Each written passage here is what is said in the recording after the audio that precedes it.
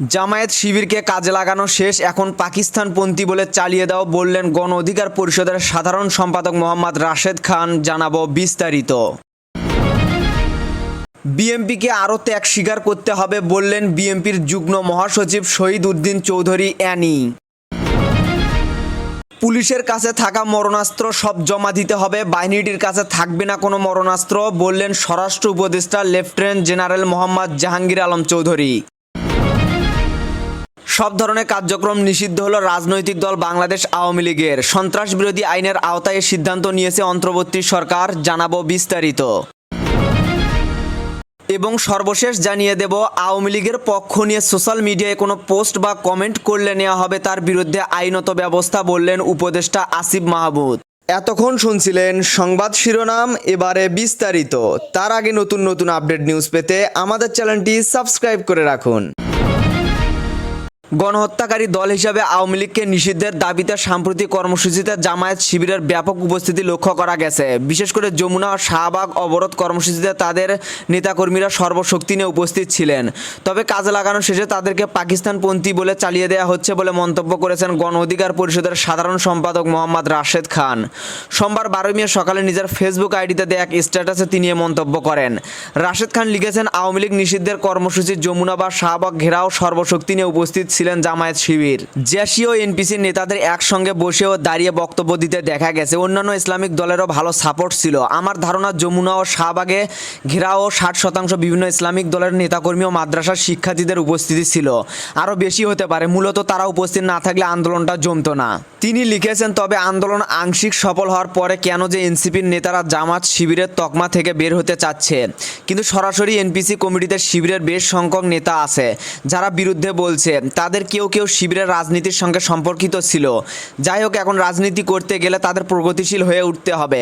গণ অধিকার পরিষদের এই সাধারণ সম্পাদক লিখেছেন, কোনো মহল থেকে অভিযোগ আসছে শাহবাগের প্রতিশোধ নিয়ে জামাত শিবির। আমি যেভাবে বলতে চাই না, কারণ আওয়ামী লীগ নিষিদ্ধের জোরালো দাবি জনগণের পক্ষ থেকে আছে। তাদের প্রশ্ন, যমুনার আন্দোলন কেন শাহবাগে গেল? সবশেষে তিনি লিখেছেন, জামায়াত শিবিরকে কাজে লাগানো শেষ, এখন তাদেরকে পাকিস্তানপন্থী বলে চালিয়ে দাও। এবারে ঘটনা থেকে জাসির যদি ন্যূনতম শিক্ষা হয়, তবে ডাক দিলে আর আগের মতো দৌড় দেবে না। আর যদি তারা মনে করে চর মেরে ক্ষমা চাইলে সব ক্ষমা করে দেয়া যায়, তবে আবার ডাক আসলে তারা আবার জনশক্তি নিয়ে হাজির হয়ে যাবে। আর যদি তাদের রাজনৈতিক উদ্দেশ্য হয় অন্যের আহ্বানে জনশক্তি সরবরাহ করা, তবে এক্ষেত্রে আমার কোনো মন্তব্য নেই। বিএনপির যুগ্ম মহাসচিব শহীদ উদ্দিন চৌধুরী অ্যানি বলেছেন, সামনের দিনগুলো আমাদের জন্য অত্যন্ত গুরুত্বপূর্ণ। এই দিনগুলোতে আমাদের আরও ত্যাগ স্বীকার করতে হবে।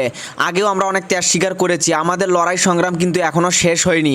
আমরা মনে করেছি দেশ গড়তে হলে সবাইকে নিয়ে দেশ গড়তে হবে, কাঙ্ক্ষিত লক্ষ্যে পৌঁছাতে হলে সবাইকে নিয়ে ঐক্যবদ্ধ থাকতে হবে।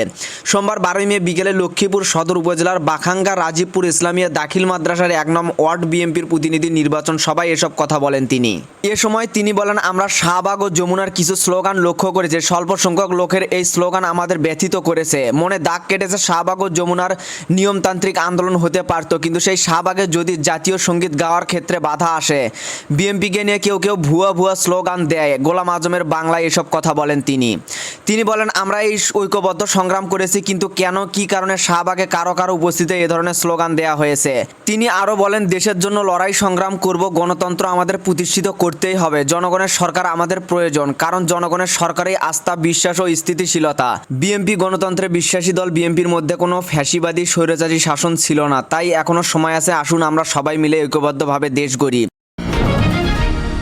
পুলিশের কাছে থাকা মরণাস্ত্র জমা দিয়ে দিতে হবে, বাহিনীটির হাতে কোনো মরণাস্ত্র থাকবে না, শুধুমাত্র আর্ম পুলিশ ব্যাটালিয়নের হাতে মরণাস্ত্র থাকবে বলে জানিয়েছে স্বরাষ্ট্র উপদেষ্টার লেফটেন্যান্ট জেনারেল মোহাম্মদ জাহাঙ্গীর আলম চৌধুরী।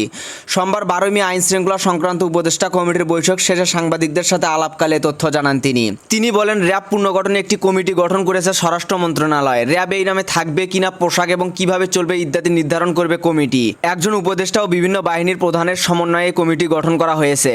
তিনি আরও বলেন, আসন্ন ঈদুল আজহার আগেই শ্রমিকদের বেতন দিয়ে দিতে হবে। কোনো অন্যায় দাবি নিয়ে শ্রমিকরা রাস্তায় নামলে ব্যবস্থা নেওয়া হবে।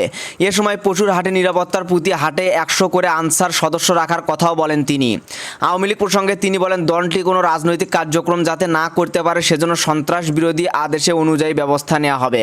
কেউ অবৈধ মিছিল বা কর্মসূচি করলে আইন শৃঙ্খলা বাহিনীর ব্যবস্থা নেবে। আওয়ামী লীগের কার্যক্রম নিষিদ্ধ হয়েছে তাদের গুম খুনের মাধ্যমে মানবাধিকার লঙ্ঘন ও ভোট অধিকার কেড়ে নেওয়ার দায়ে। আজ সোমবার সকালে ঢাকার রিপোর্টার্স ইউনিটি আয়োজিত মিট দ্য প্রেস অনুষ্ঠানে যোগ দিয়ে একথা জানান প্রধান উপদেষ্টার প্রেস সচিব শফিকুল আলম।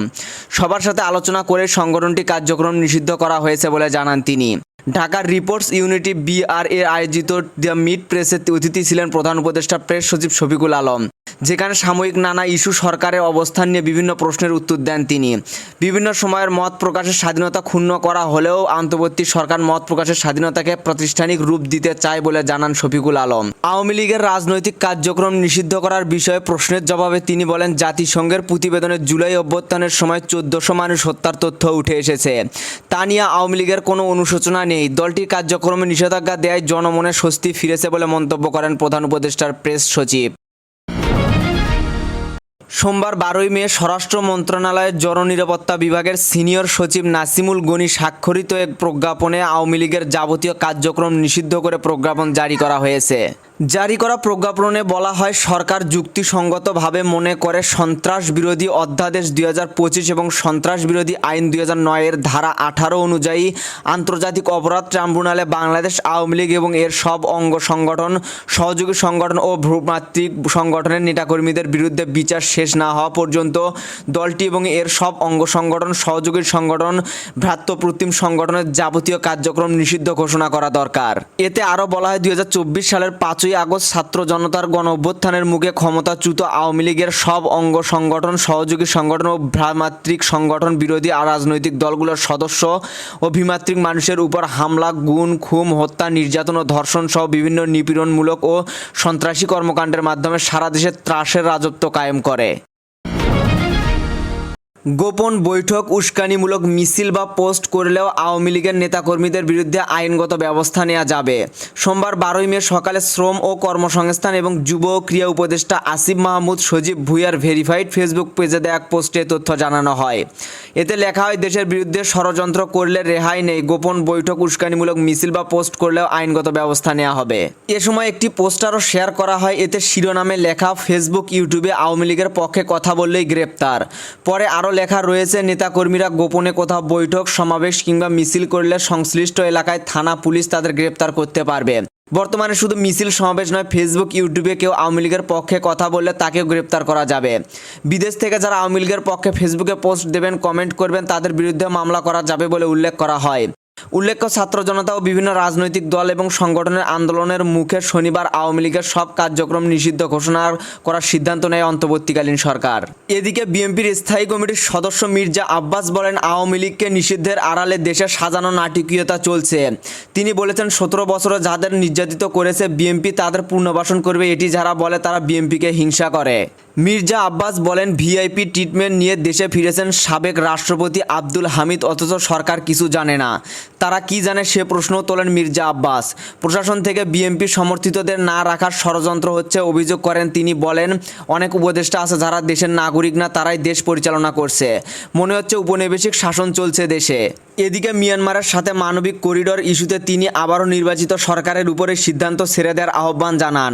সরকার ইচ্ছাকৃতভাবে অপকর্ম চালাচ্ছে অভিযোগ এনে এরা দেশপ্রেমিক সরকার নয় বলে মন্তব্য করেন বিএনপি নেতা। এখন এই পর্যন্তই ছিল। পরবর্তী আপডেট নিউজ জানতে আমাদের চ্যানেলের সাথেই থাকুন। ধন্যবাদ।